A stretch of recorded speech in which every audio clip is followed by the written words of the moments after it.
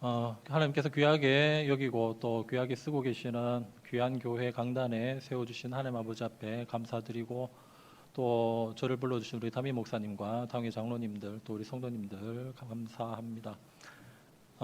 1, 2, 3 여전도에 우리 헌신 예배 드리시는 분들 반갑고, 또 우리 모든 성도님들 반갑습니다. 제가 6년 만에 왔습니다. 한 4년 전에 올 뻔했습니다만은 그때는 못 왔습니다.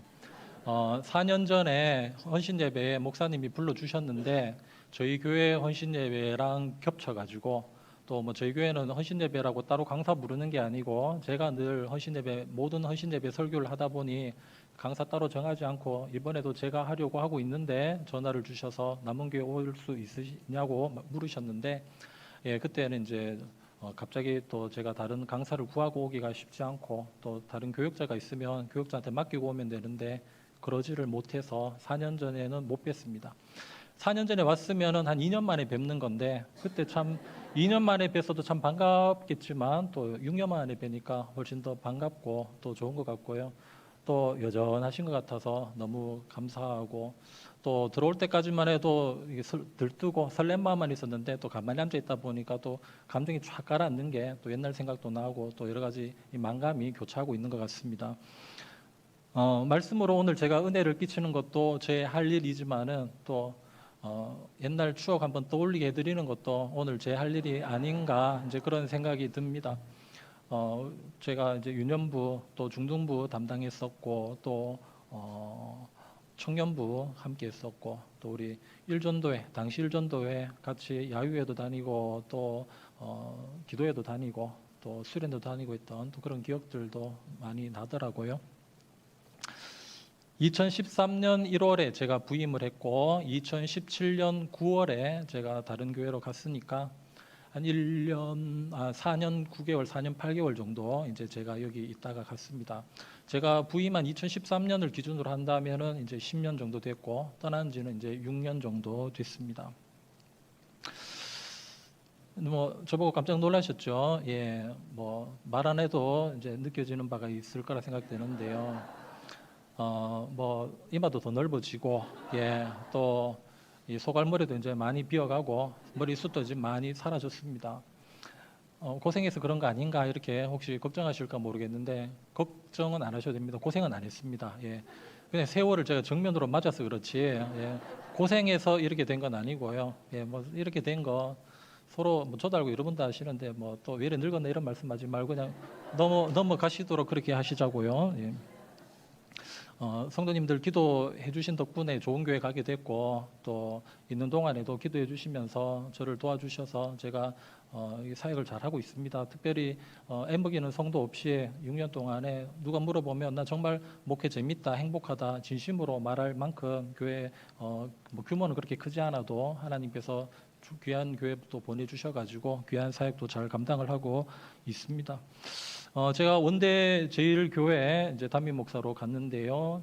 제가 원래 원대 중앙교회 출신입니다. 원대 중앙교회가 30년 전에 칠곡에 이제 태현교회라고 하는 이름으로 교회를 이제 땅을 사고 건물을 지어서 옮겨가게 되었는데, 당시에 저는 이제 집이 지금도 그렇고 그 당시에도 그렇고 동대구 여기 이제 저희 본가인데, 동대구에서 원대동 어릴 때 중고등부, 초등부, 유초등부 이제 대학교 1학년까지 원대동 다니다가 그 원대동에 있던 교회가 칠곡으로 이사가니 이제 또 동대구에서 칠곡으로 또 이제 그렇게 교회를 왔다 갔다 하고 그랬던 그 동네에 이제 24년 만에 제가 그 동네에 부임을 하게 된 것이죠. 원대 제일교회로.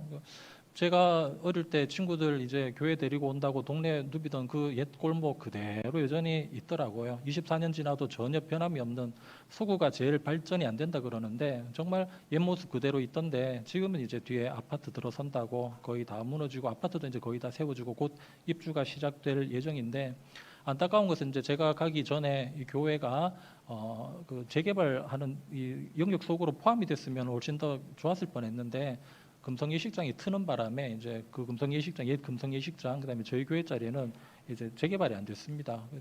뭐 오히려 그게 또 하나님의 또 은혜일지는 모르겠습니다만은 현재로서는 이제 그런 상황 속에서 사역을 하고, 희한하게도 원대동에서 자란 건 이제 동대구에서 자랐지만 매주일 이제 교회는 원대동에서 다녔는데 또 하나님께서 또 거기 보내주셔서 낯설지 않은 동네에서 그렇게 이제 사역을 하고 있는 거예요.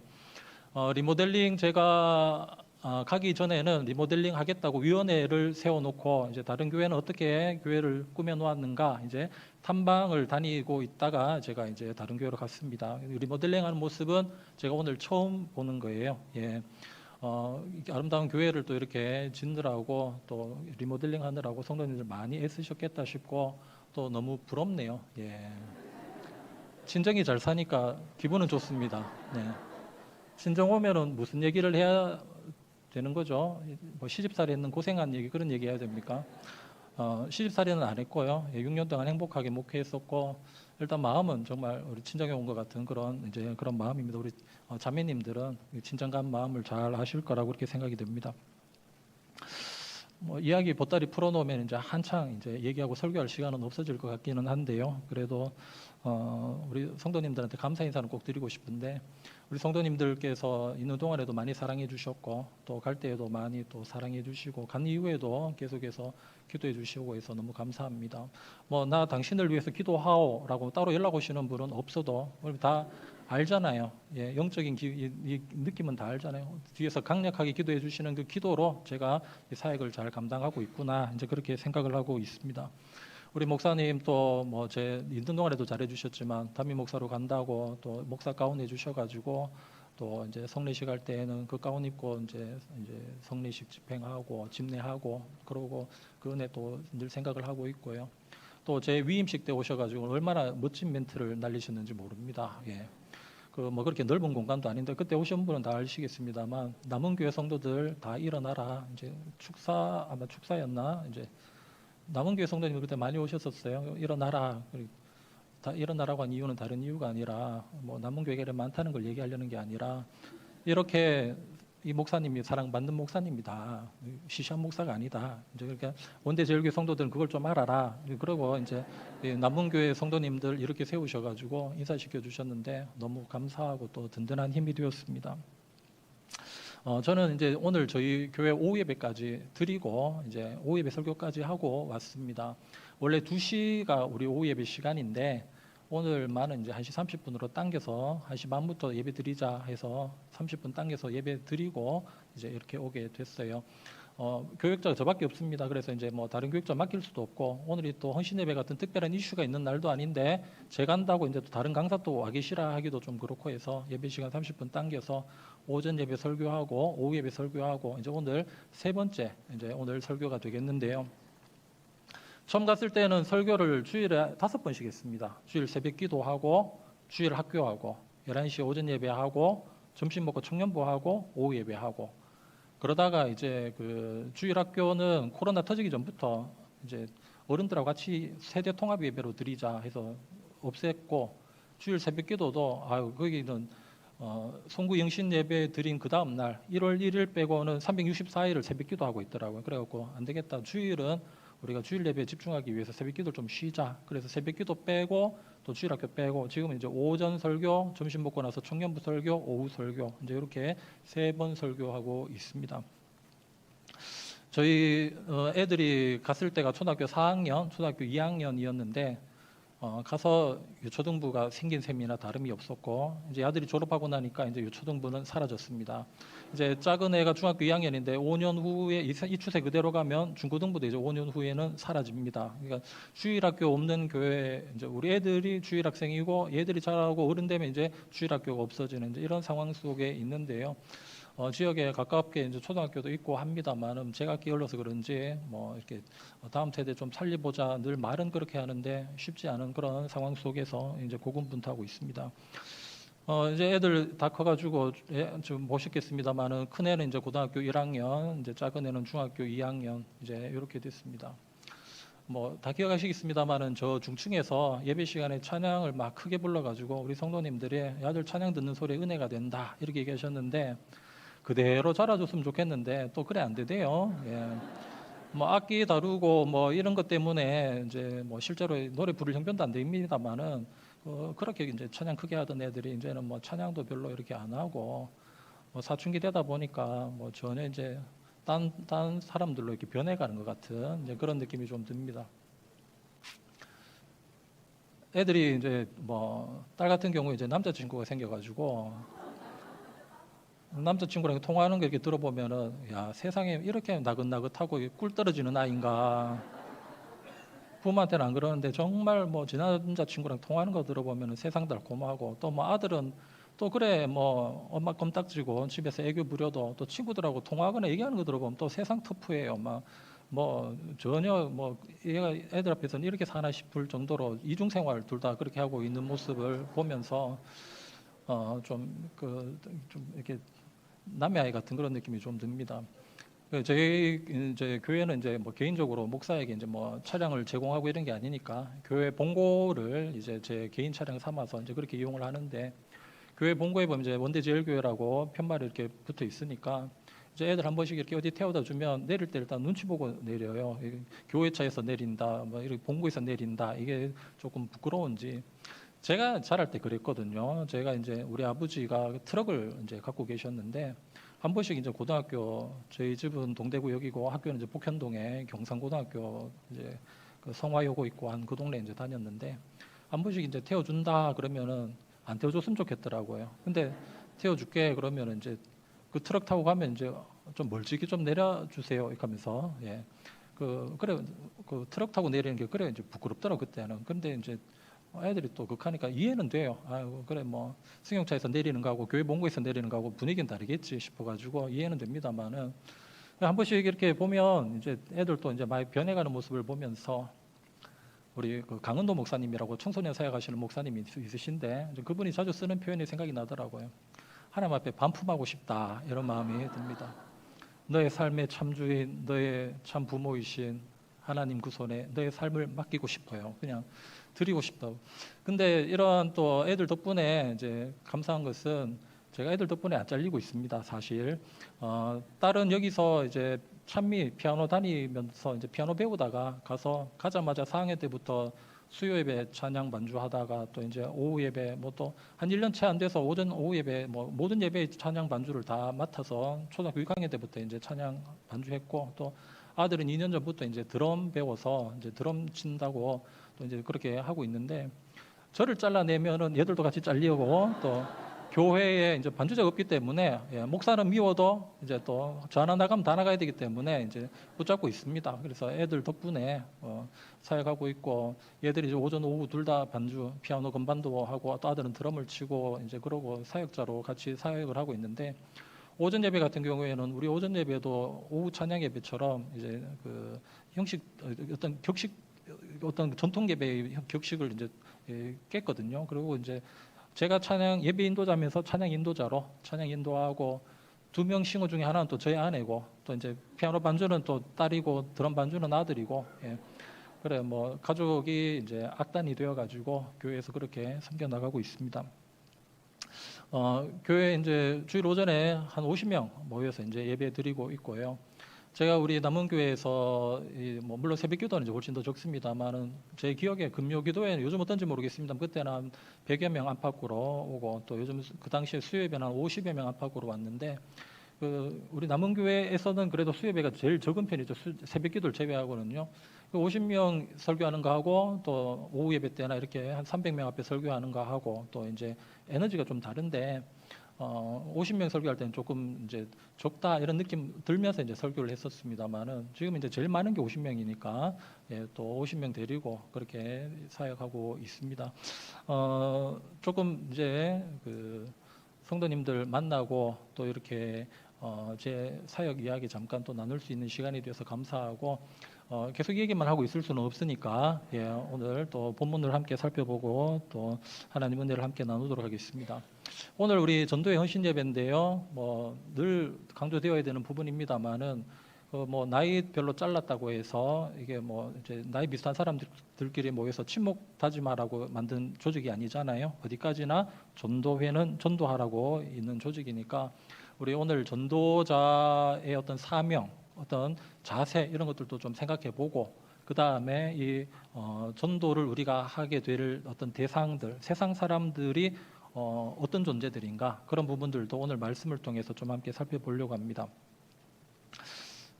오늘 이제 그 말씀의 배경은 남유다가 바벨론에 의해서 멸망당하고 이제 마지막 왕이었던 시드기야 왕이 두 눈이 뽑힌 채로 바벨론의 포로로 끌려간 그 상황이 이제 배경이 되겠습니다. 바벨론의 왕 느부갓네살이 남유다를 멸망시켜 놓고 이 남유다를 효율적으로 다스리기 위해서 그 땅에 총독을 세우는데 자기 나라 사람 갈대아인을 총독으로 세운 것이 아니라 남유다 출신의 사람, 귀족 출신의 사람 그달리아라고 하는 사람을 총독으로 세워 놓았어요. 예레미야서에서는 그다랴라고 하고 열왕기 하에서는 그달리아라고 하는 인물인데, 자, 총독을 이렇게 세워 놓았는데 이 총독이 채 2달 가지 못하고 살해당합니다. 이 이스마엘이라고 하는 사람이 총독 그달리아를 죽여요.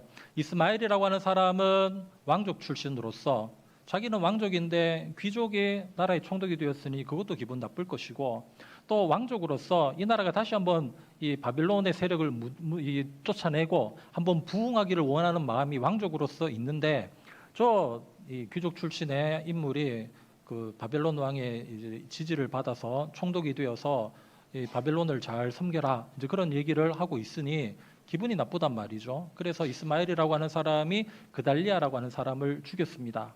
여기까지 이제 2사람 나왔습니다. 그죠? 총독 그달리아가 있었고, 그달리아를 죽인 이스마엘이 있었고, 이스마엘이 총독을 죽여놓고 그 이스라엘 땅이 계속 살 수가 있습니까? 그래서 이제 암몬이라고 하는 땅으로 망명을 가는데, 원래 자기가 이 그달리아라고 하는 총독을 죽일 때에도 암몬 왕의 사주를 받았어요. 그리고는 그달리아를 죽였어요. 그리고 이제 암몬 땅으로 도망을 치려고 가는데 이 사실을 요하난이라고 하는 사람이 알게 됩니다. 오늘 3번째 인물이죠. 요하난. 처음에는 그달리아가 있었고, 그달리아를 죽인 이스마엘이 있었고, 이스마엘이 그달리아를 죽였다는 사실을 알게 된 요하난이라고 하는 사람이, 이 사람이 이제 과거에 군 장성 출신인데 뭐 나라가 망했으니 이제 뭐 공식적인 군인이 아닌지는 모르겠지만은 아무튼 총독을 죽인 사람을 붙잡아 놔야 바벨론 왕이 와가지고 내가 세운 총독을 너희들이 죽였어? 이러고 막 괴롭히려고 해도 우리가 잡아놨습니다. 한 번만 봐주세요. 이러면은 바벨론 왕을 누그러뜨릴 수가 있으니까 총독 그달리아를 죽이고 도망가는 이스라엘을 추격을 했습니다. 그래가지고 거의 다 따라잡았어요. 근데 그만에 놓쳐버리고 이스마엘은 암몬이라고 하는 나라로 넘어가 버리죠. 자, 그러면 이 요하난이라고 하는 인물이 이스마엘을 열심히 추적했다가 놓쳐버리고 이 인간이라도 잡아놓으면은 바벨론 왕이 그달리아 죽인 데 대한 책임을 물으면 그 인간이라도 갖다 바치면서 얘가 죽였는데요 이러고 이제 하면 되는데, 그렇게 하려고 했는데 이스마엘을 놓쳐버렸으니 요하난도 이제 난감한 거예요. 거기다가 이스마엘이 자기 혼자 도망가다가 붙들리면은 안 될까 싶어서 사람들을 볼모 잡아가지고 끌고 가고 있었는데, 요하난이라고 하는 사람이 뒤추적해서 이스마엘이 끌고 가던 사람들은 찾아냈습니다. 그 사람들이 얼마나 고맙겠어요. 그냥 갑자기 붙들려가지고 암몬 나라로 끌려갈 뻔했는데 요하난이라고 하는 사람이 자기들을 뒤쫓아와줘서 자기들을 건져주었으니 감사는 한데요. 자, 이렇게 해서 요하난이라고 하는 인물 중심으로 사람들이 모여 있는데, 문제는 이렇게 모여 있는 사람들이 다시 원래의 땅, 원래 이제 미스바라고 하는 그 도시에서 붙잡혀가는 사람들인데 미스바로 가서 원래의 삶으로 복귀하면 되는데, 이들 가운데 이제 두려움이 있는 것입니다. 무슨 두려움이냐? 바벨론 왕이 우리를 응징하지는 않을까? 안 그래도 몇 달 전에 와서 이 나라를 완전히 박살내고 예루살렘 성을 무너뜨리고 예루살렘 성전을 회파하고 갔는 느부갓네살 왕이 또 자기가 세워놓은 이 총독을 우리가 죽였다고 하면 얼마나 기분 나빠하면서 우리한테 와서 우리를 응징하지 않을까? 그러니 우리는 이 땅에 사는 것보다 차라리 이 땅을 벗어나는 게 낫지 않을까? 이제 이런 마음이 사람들 마음속에 있었던 거예요. 그래서 요하난과 또 그 함께 하고 있는 사람들이 이집트로 가자. 이집트로 가면 우리는 안전할 수 있다. 바벨론 왕이 이 땅에 다시 쳐들어온다 할지라도 우리가 이집트에만 들어가면 절대 바벨론 왕은 우리를 건들지 못할 것이다. 이런 기대감을 가지고 이집트로 가기로 마음을 먹습니다. 그게 이제 41장 17절의 말씀이에요. 41장 17절 오늘 본문에 보시면, 본문의 앞에 예레미야 41장 17절을 보시면 애굽으로 가려고 떠나서 베들레헴 근처에 있는 게롯 기맘이라고 하는 곳에 머물렀다. 그렇게 얘기합니다. 이미 자기들의 마음은 뭐냐? 애굽으로 가자. 애굽으로 가야 안전하다. 애굽에 가야 바벨론 왕의 손길을 피할 수 있다. 이게 이 사람들의 생각이었다는 거예요.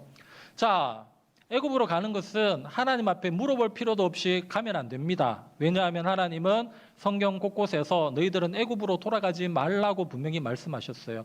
애굽에서 건져낸 내 백성이 애굽으로 가는 걸 하나님은 원하지 않으세요. 따라서 애굽으로 가는 건 하나님 앞에 물어볼 필요도 없이 하나님의 명확한 뜻이 있습니다. 애굽으로 가면 안 됩니다. 그런데 이 사람들이 뭐 하고 있느냐?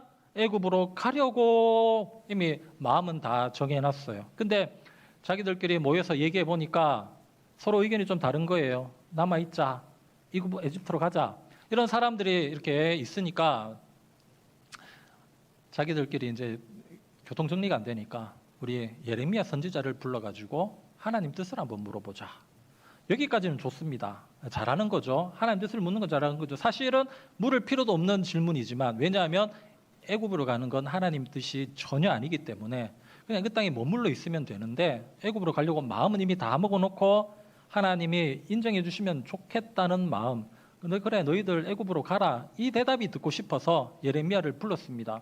이 42장 1절 이하에 보면 예레미야를 불러다 놓고 우리가 하나님 앞에 한번 좀 물어봐 주십시오. 무슨 말씀을 하시든지 우리가 순종하겠습니다. 그랬더니 예레미야가 그러면 내가 하나님 앞에 여쭙고 뭐라고 말씀하시든지 나는 가감없이 당신들에게 전달하겠습니다. 이제 그러고는 예레미야가 하나님 앞에 기도하는데 열흘 만에 하나님의 응답이 와요. 그러니까 10일 동안 예레미야가 간절히 기도하면서 예레미야도 얼마나 속이 탔겠습니까? 이 사람들이 하나님의 뜻을 물어달라고 자기한테 요청을 해서 기도하는데 하나님이 10일 동안 답이 없으세요. 자기도 답답하고 또 기도를 맡긴 사람들도 왜 빨리 하나님 응답이 없냐 아마 지촉을 했겠죠. 10일 만에 하나님의 응답이 왔는데 하나님의 응답이 뭐냐?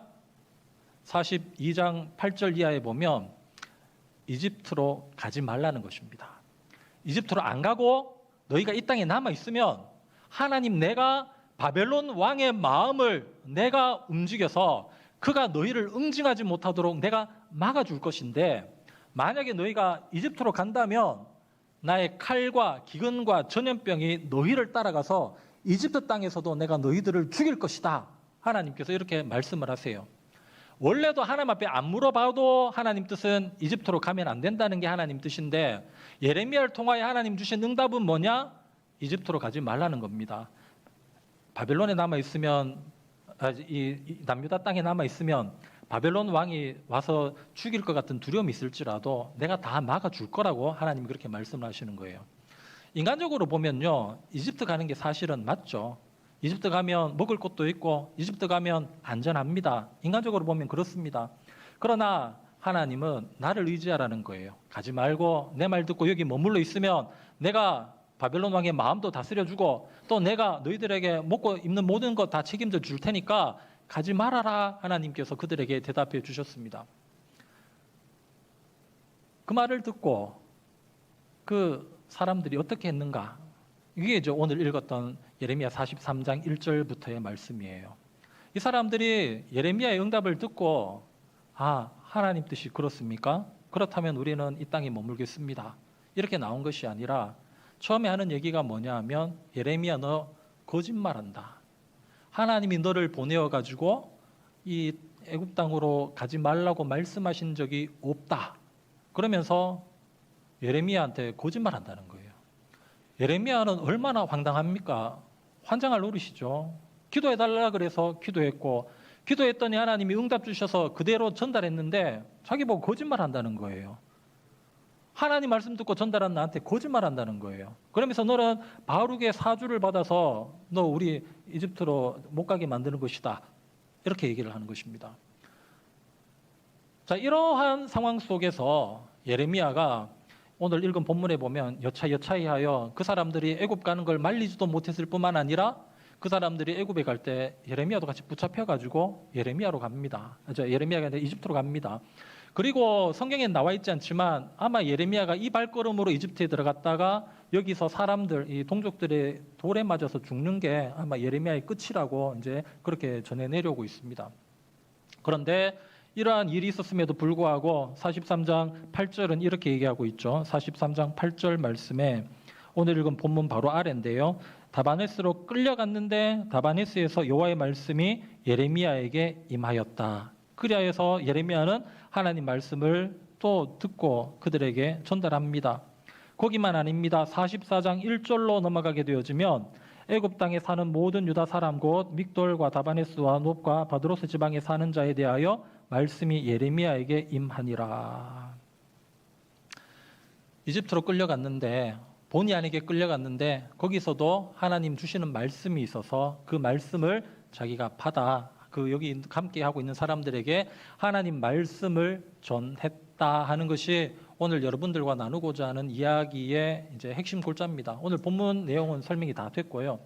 자, 예레미야가 그들에게 기도해주고 하나님 뜻은 이집트로 가지 않는 것이 하나님의 뜻이다 분명히 선포했지만 이들은 이미 마음에 이집트 가기로 정해놓고 물었습니다. 우리가 전도하려고 하는 대상, 이 세상 사람들은요 이미 마음에 정해놓은 게 있어요.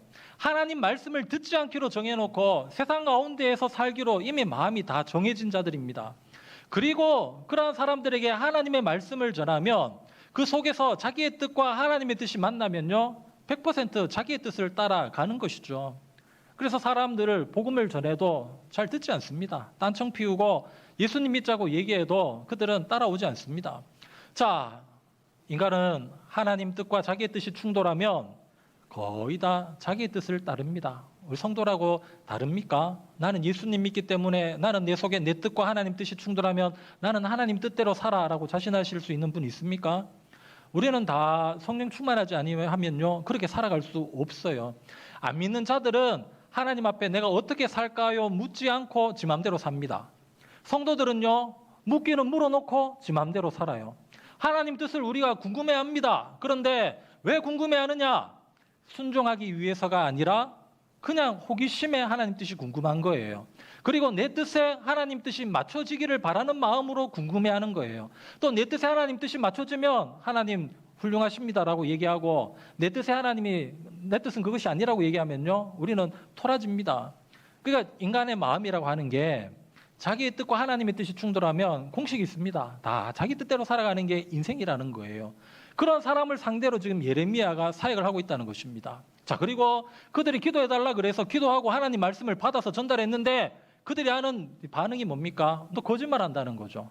하나님 말씀을 전하는데 거짓말한다고 얘기합니다. 얼마나 이 환장할 일입니까? 우리가 세상 사람들에게 예수님 믿자고 얘기할 때 진리를 얘기하고 있는 것 아닙니까? 사실을 얘기하고 있지 않습니까? 그런데 세상 사람들은 뭐라고 얘기합니까? 너 거짓말한다고 얘기하죠. 하나님 없다고 얘기하고 하나님 어디 있냐고 얘기하고 내가 네 믿는 하나님은 인정하지 않는다고 그렇게 얘기합니다.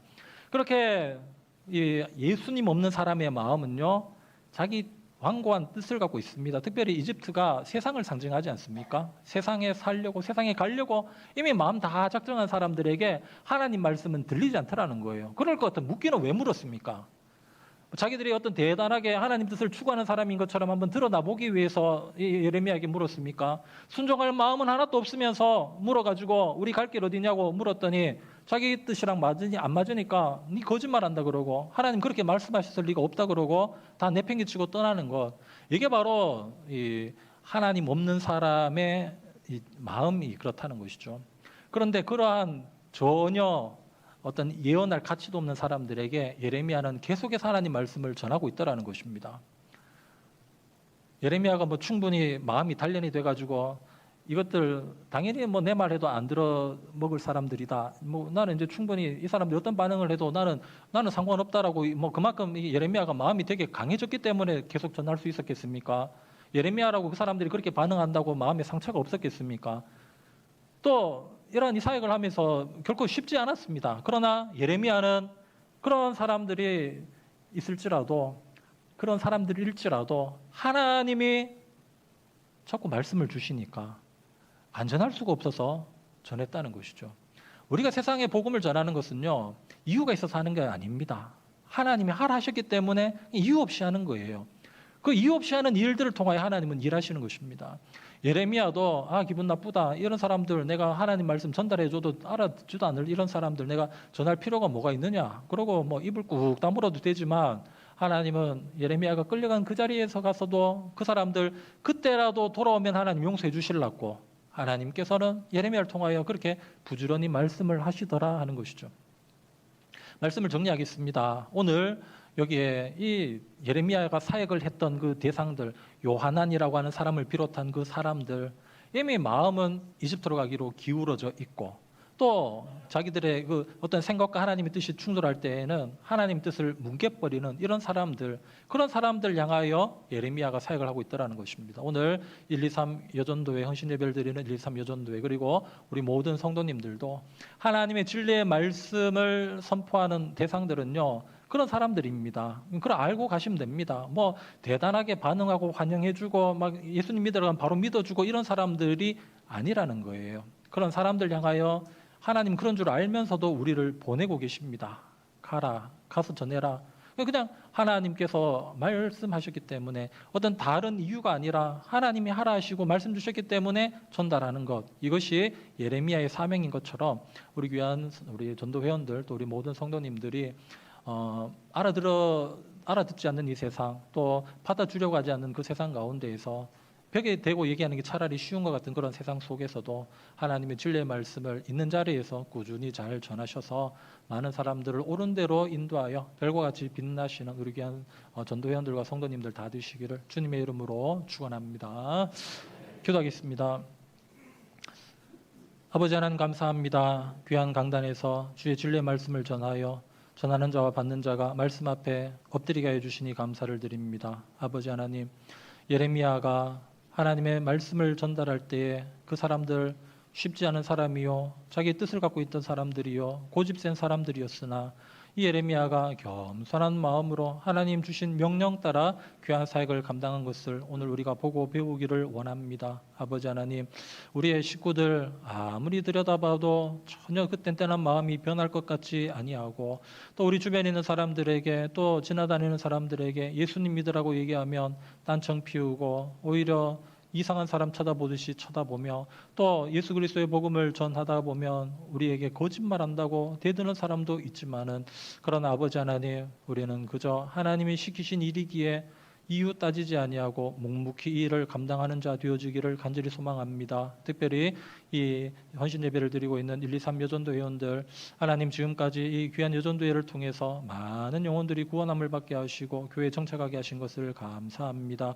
우리의 123 여전도회를 통해서 더욱더 놀라운 부흥의 역사들이 일어나게 하시고, 특별히 가정에 움직이지 아니하는 남편들, 자녀들 하나님께서 불쌍히 여겨주시어서 그들의 마음이 주님 앞에 회개하고 돌아올 수 있도록 은총 베풀어 주옵시고, 우리 사랑하는 모든 성도님들도 늘 영육간에 강건하게 하시고 늘 하나님의 생명사계 가운데 지켜 보호해 주시옵소서. 감사하고 다시 오실 예수님의 이름으로 기도 올려옵나이다. 아멘.